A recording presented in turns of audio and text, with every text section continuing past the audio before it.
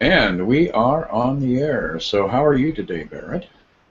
I'm doing pretty well. Thanks, Chris. I think it's exciting to kind of be stepping into the holiday season. I think that we have this idea of Christmas, and obviously the word Christ is in Christmas. I know not everyone celebrates that, but in the Western world, it's one of the bigger cultural things, even if you're not a Christian or raised that way.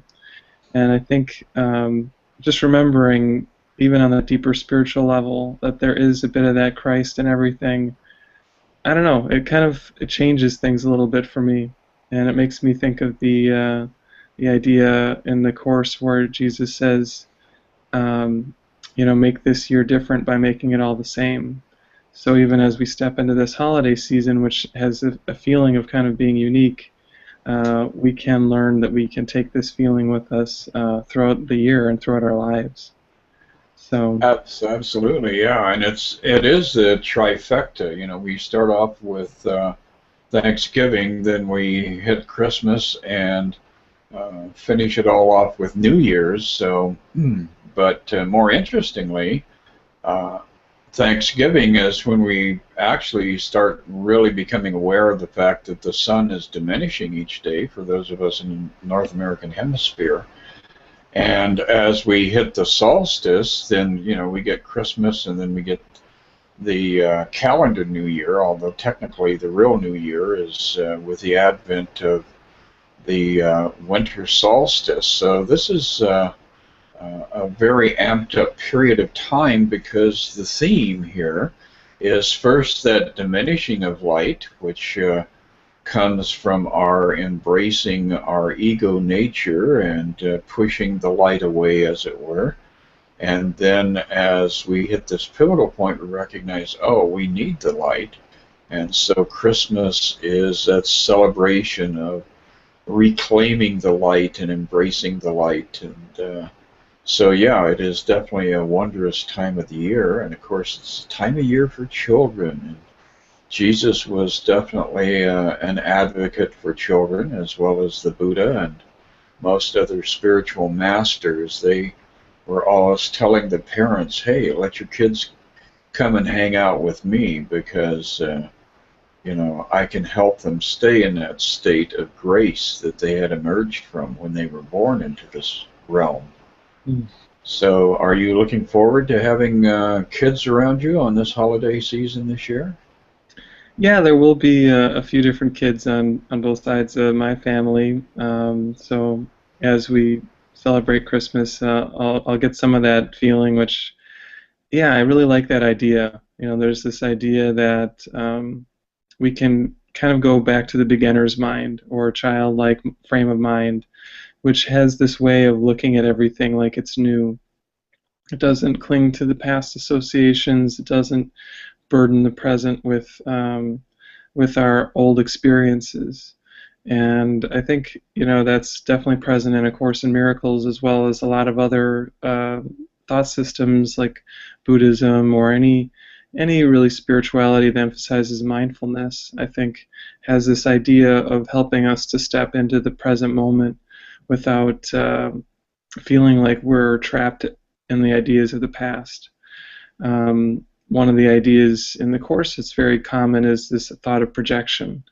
And what it says is we project our unconscious beliefs, or sometimes our conscious beliefs, onto the world around us. And so we don't really experience things as they are. We experience them layered over with our projections of what we think they are. And I think all authentic spiritualities are designed to point us to that experience of truth. And we have to keep kind of peeling back the layers of these false ideas that we layer over the truth so that we can come to have that experience for ourselves.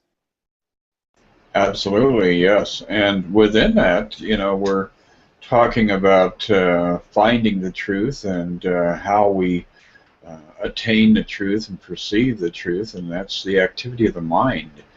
And within that realm, the mind is something that becomes very non-tangible to us in many ways because we don't really have a clear definition of what the mind is. If we're invested in our ego, then we perceive the mind to be the brain, and of course that means it's a very fragile thing. And if you fall down and hit your head on a solid surface, the mind is impaired. When in truth, the true nature of the mind, it is non-physical, non-corporeal, eternal, and perfect, and yet we still are not just the summation or the the entirety of our mind. We are much, much more. And I think that one of the things that we first have to do in our study of the Course, our study of the nature of life itself, is to be able to arrive at a place where we can differentiate between, the mind and that sense of self, which is the presence and activity of God, really, and the body, because we end up associating the mind with the body. That confuses the mind, and that was what created that initial sense of a fracture within the mind, which became the conscious and the subconscious realms. And so in reality, here in this physical plane, we're actually impaired to the degree that we only are aware of about 10% of the reality of the mind and what the mind is doing at any given moment. So what are your thoughts about how the Course approaches that enigma of the mind? I think you're describing it really well, and the distinction I know Jesus makes in the Course is to have mind sometimes spelt with a lowercase m and sometimes spelt with a capital uppercase M, and that distinction is really the distinction you're making between what we could call the individual mind or the ego mind and the one mind that is reflective of our true self. And as you were saying, ultimately there is no mind in heaven, because mind really implies that there's some sort of thinking. There's a thinker and a thought.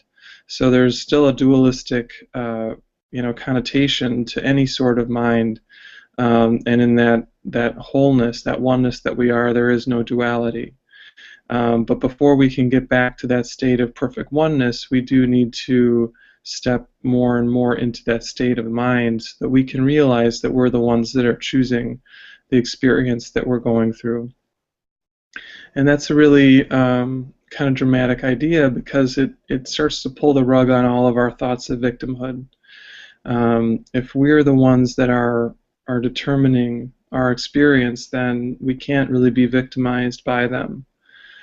Just like if you were writing the script of a play and then imagining that you were one of the characters, you couldn't really feel you were victimized as that character because, hey, you're the one that set it up that way. And the good news is that as we step into that idea more and more, we begin to step out of these individual roles that often feel victimized, and we start to take a bigger viewpoint, which connects in with the idea. There's a section in the text called Above the Battleground, where we imagine and start to feel like we're actually watching the battleground from above. We're watching the conflicts in our lives from a higher place. And I think that that's really kind of reflective of what you were sharing about stepping from the body to the mind to that, ultimately, that place beyond all of that.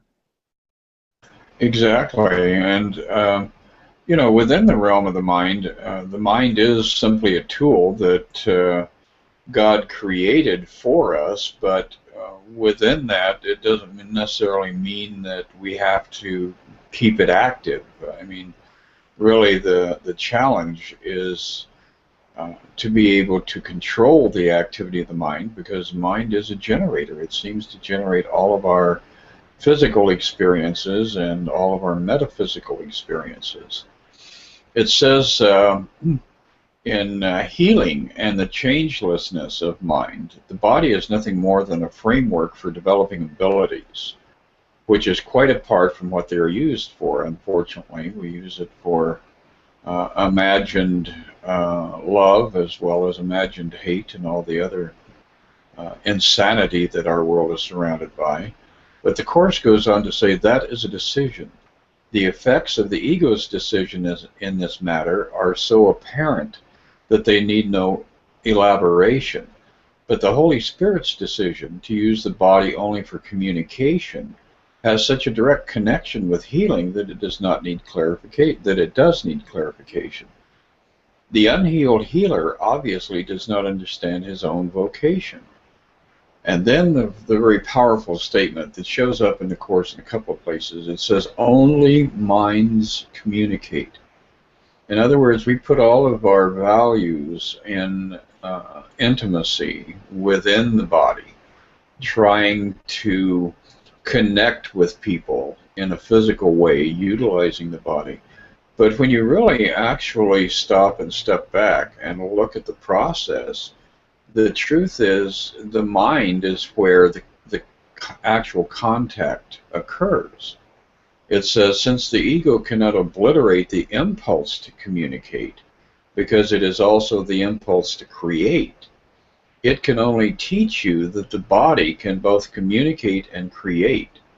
That's where we get taken off on, a side road that often leads to a lot of struggle and trial, tribulation, and angst. And it goes on to say, and therefore does not need the mind. So the ego tries to reinforce the idea within the realm of the mind that the body is actually the replacement for the mind and is therefore self-sufficient. And that, I think, is really, something we have to keep very alert to at this, any season, but especially in this season, because this is a period when we come together with the people that we love and with the people that we are, bonded with, and recognizing that the real essence of this union in this season of celebration and this season of interacting with others is really a process of mind, and it is a level of intimacy within the mind. Perhaps one of the major themes that we should keep in mind during this season is transparency, so that our minds can make closer contact, so that we don't have the veils between us, so that we don't create the dramas and the hidden regions, so that we can't really have a holiday season where we can experience it in that deep sense of rejoicing and communion. Yeah, that hits home for me. Yeah, it's amazing how easy it is to kind of get sucked up into the the happenings of the world, and like you said, this time of year can be very busy. It can be one where we're always focused on the things that need doing, and we kind of lose sight of this idea that it's all really happening in the mind. And for me, that just gives everything a whole different flavor. When I can remember that what's happening in this moment is actually just happening on the mind, all of a sudden I'm not quite so worried. I can actually enjoy myself a little bit more. I can be a little bit kinder, a little bit more compassionate. And you could say what it does is just sort of takes a little bit of the ego out of whatever it is that we're experiencing. So that is a great reminder for me, and I think another idea that comes into play around this for me is the idea of spiritual vision. And what it says is that how we look at what we're going through will actually make a very big difference in our experience. It's the perspective, the mental perspective that we're having on what's happening to us that actually determines our feelings and how we're doing. So there's a review lesson in the workbook, lesson 56. It says, above all else, I want to see.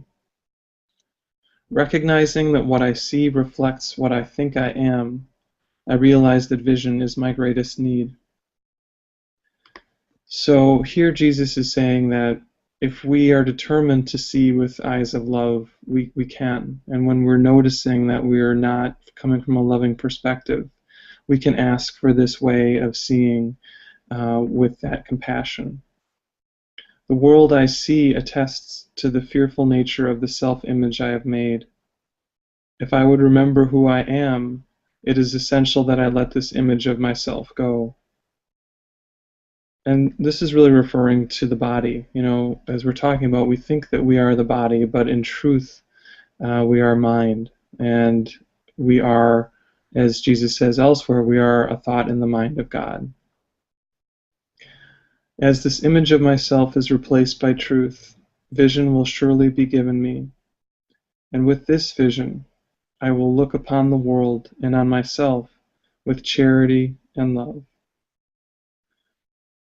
And that last step happens automatically. When we let go of our fearful perspective, when we let go of our need to have it our way or to be controlling in some way, we just find that we're gentle. We find that we're happy. We find that we are playful. That's part of us that we don't really have to worry about what it is. We just need to let go of what we're not. And we find we're actually more and more of who we are as time goes on. Yeah, that's very much on point, because the reality is that it is a process of letting go. It is not a process of change. It is not a process of our becoming something else. The truth is that we're created in a state of perfection, and we maintain that ongoing state of perfection in our true nature.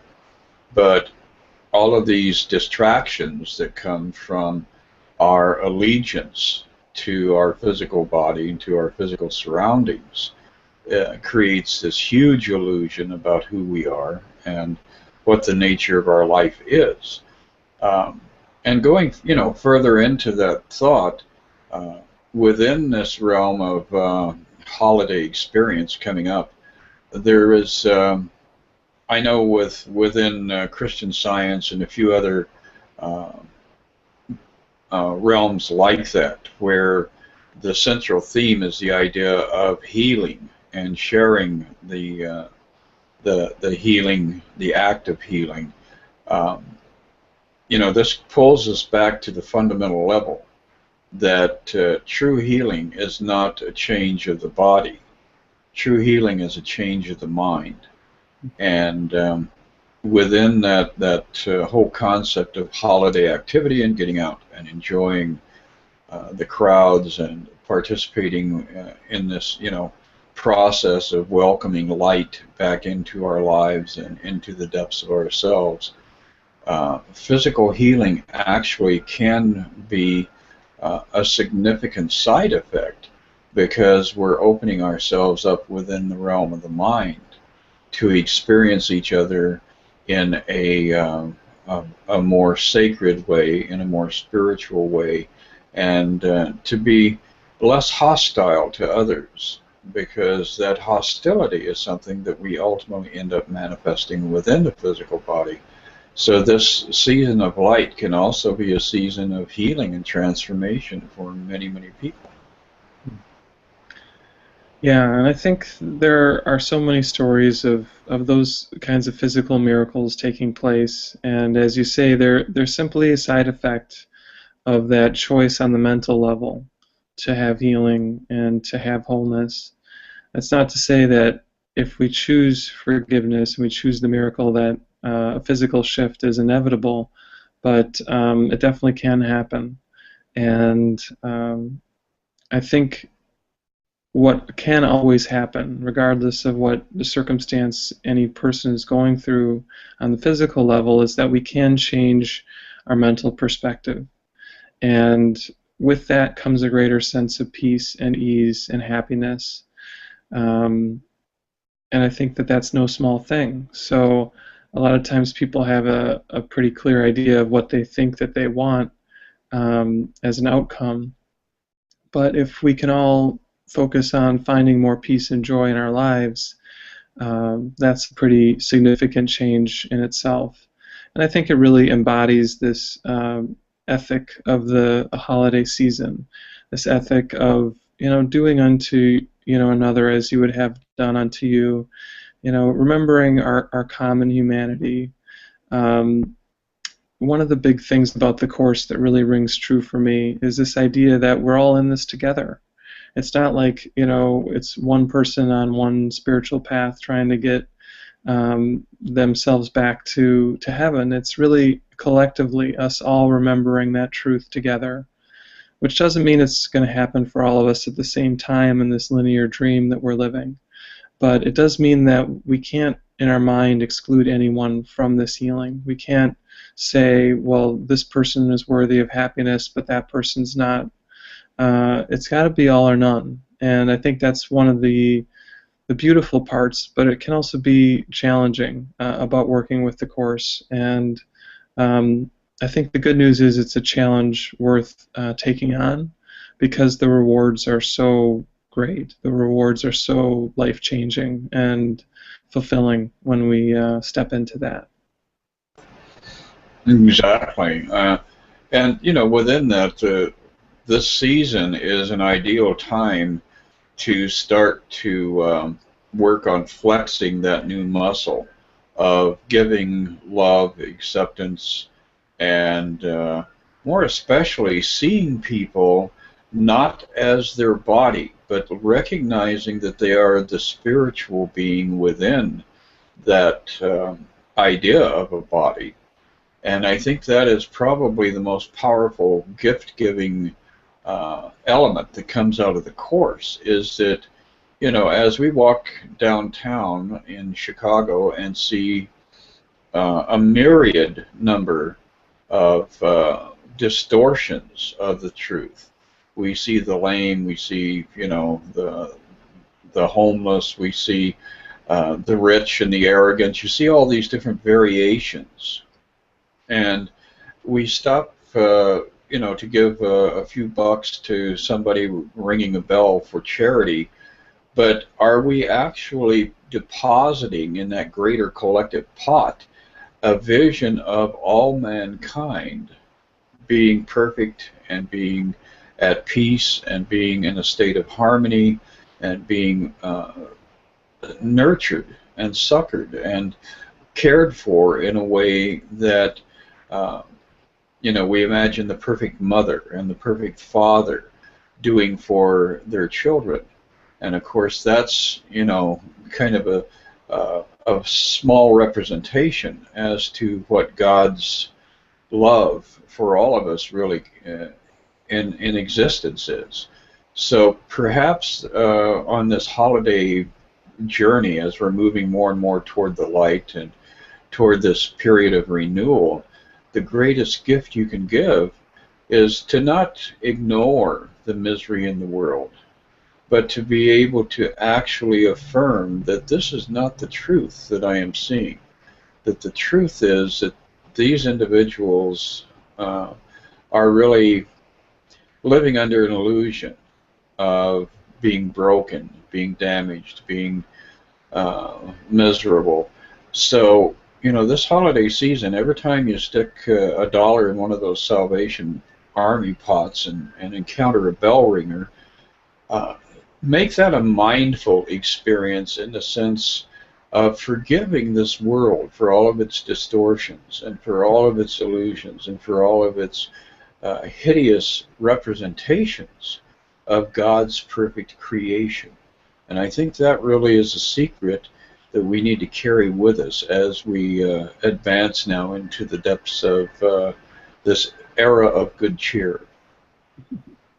Yeah, that's really beautiful, Chris. And I think just to kind of piggyback off of that, when we are forgiving the world outside of us for its harmful or challenging or painful ways that it shows up for us, we're actually forgiving the part of ourself that believes in those things. And because we are all one, we can't actually be kind to someone outside of us without it also being something that we're giving to ourselves. It's really a beautiful kind of thing that what we give, we receive. And the good news about that is it makes us want to be kinder and gentler to the people around us because we know that we're receiving that as well. And that ties into this idea a little bit of, being worthy of kindness, being worthy of good things. So that's one sometimes obstacle to our wanting to extend compassion to others, is because if we're not feeling that we are worthy of that, then we might be less likely to share that with others. But the good news is that all of us, there's no one who is not worthy of God's love. There is only that divine essence that is the truth of each and every one of us.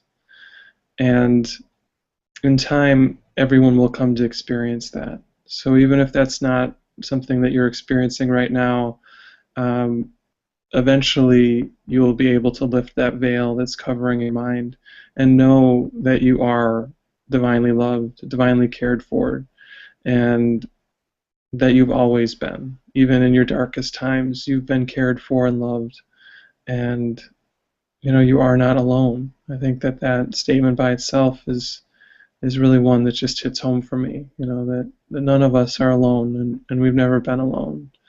So I think in this time of togetherness for many people, it's instructive to remember that.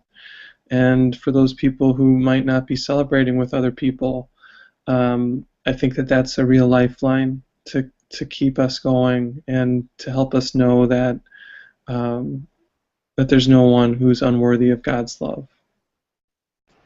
Exactly. And that loops us back into that statement that you were reinforcing where the Master said, do unto others as you would have others do unto you. So if you can go out during this holiday period and do unto others with that purity of thought and with that desire to receive good, and cast them a loving thought, cast them a thought in the direction of you're more than what you're recognizing yourself to be.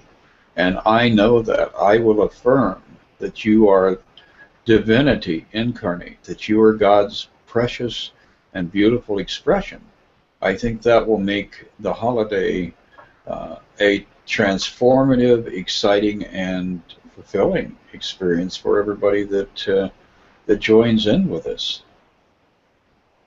That's beautiful. I don't think there's a better thing for us to end on. I think that feels like I just feel like a beautiful exclamation point at the end of what you just said. So fantastic. Well, Barrett, you're probably going to be out running around and interacting with humanity, with our fellow members of this grand experience. So be safe and be well, and I'll speak with you in 1 week. All right. Looking forward to it, Chris. You have a great week. You as well. Bye. Yeah, bye.